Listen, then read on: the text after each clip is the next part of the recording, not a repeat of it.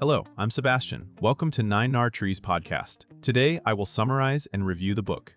How to Write One Song by Jeff Tweedy is a practical, encouraging guide for anyone who wants to turn the idea of songwriting into a repeatable habit. Tweedy, known for his work with Wilco and a long career as a working songwriter, approaches the craft with a balance of humility and confidence. Rather than treating songwriting as a mysterious gift, he frames it as a set of learnable skills supported by routine, curiosity, and play. The book focuses on the smallest achievable unit, completing a single song. From there, it opens up into tools for generating lyrical and musical material, developing taste, and building the stamina to finish what you start. Tweedy also addresses the emotional side of making art, including self-doubt, perfectionism, and the fear of being judged. The tone is friendly and hands-on, aimed at helping readers write more freely and more often without waiting for inspiration to strike. I will give you key takeaways from this book.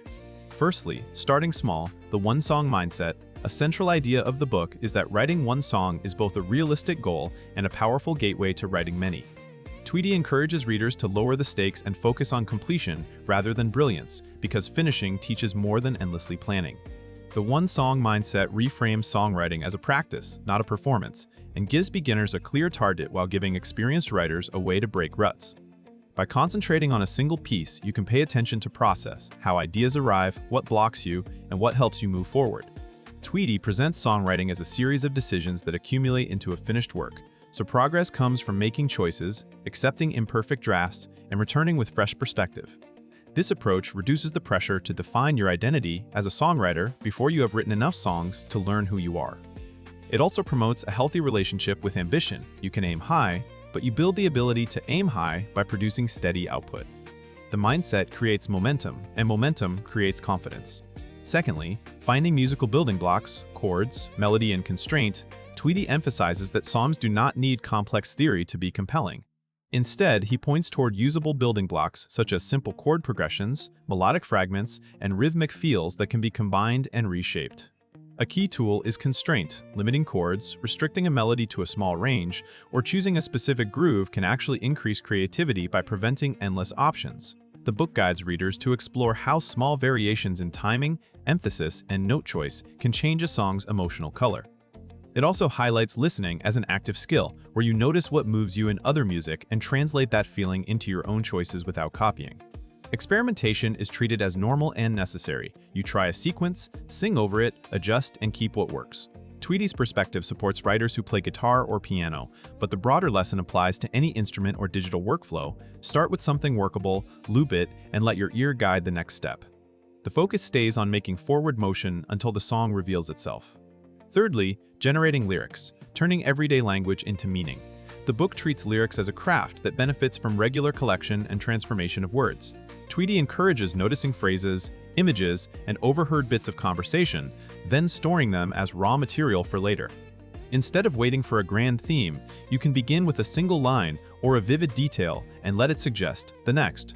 A practical takeaway is that lyrical quality often comes from revision and arrangement rather than a perfect first attempt. You can write many lines quickly, then refine by choosing what resonates, cutting what feels vague, and sharpening images so they earn their place.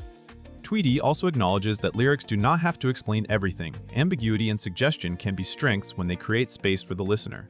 The book promotes the use of concrete nouns, sensory details, and surprising combinations of words to make lines memorable. It also frames the voice of the songwriter as something you discover through repetition. By writing often, you begin to recognize your natural themes, your humor, your darkness, and your tenderness, and you learn how to shape them into lyrics that feel true. Fourthly, silencing the inner critic, confidence, play, and permission. A major barrier to songwriting is not lack of ideas, but the reflex to judge ideas before they have a chance to grow.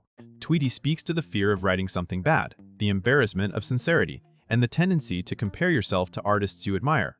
The book offers a more productive stance. Treat early drafts as experiments, not verdicts on your talent.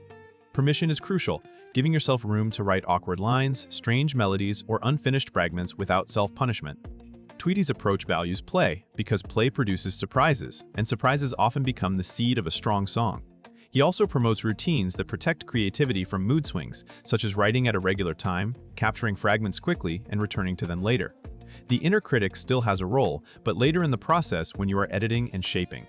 By separating generating from judging, you improve both stages. The emotional benefit is significant. Songwriting becomes a place where you can be curious and brave rather than anxious and defensive.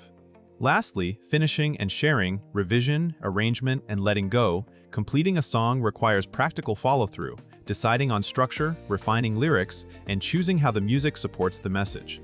Tweedy underscores that finishing is itself a skill, and that many writers stall because they expect the song to announce when it is done.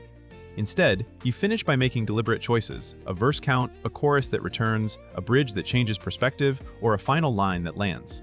Revision is framed as shaping, not rescuing, and the book encourages trimming excess, clarifying images, and tightening phrasing so the lyric sings naturally.